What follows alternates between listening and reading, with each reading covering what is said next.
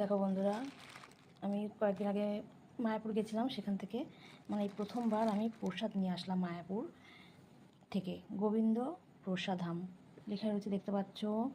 সম্পূর্ণটাই লেখা দেখিয়ে দিচ্ছি। এই প্রসাদটা আমি কিন্তু কোনোদিনও খাইনি, অনেক বছরই যাচ্ছি মায়াপুরে।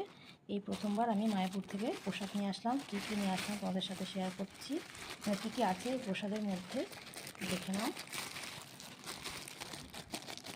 এই যে আছে একটা দরবেশ, এই যে একটা কেক আছে, এটা হচ্ছে এগলেস নিরামিষ কেক। আর এই আছে গজা, এটা একটা গজা, এটা কি জানি না, এটা খাওয়ার পর জানবো। এটা তোমাদেরকে সম্পূর্ণ দেখাবো প্যাকেটটা খুলে, তোমরা দেখতে থাকো।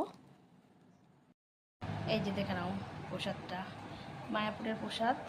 কী কী দিয়েছে দেখে নাও, যে গজা, কেক, দরবেশ, এই 3 রকম গজা। এগুলো কি না খেয়ে বুঝতে পারবো না।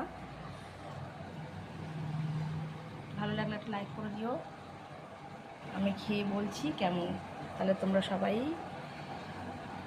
গিয়ে কিনতে পারবে। আমার মতো হয়তো অনেকেই কেনো না, কেউ কেনো, আমি যেরকম এত বছর যাচ্ছি, এইবার প্রথম কিনলাম, ভালো লাগলো তাই। ঠিক আছে, সবাইকে টাটা।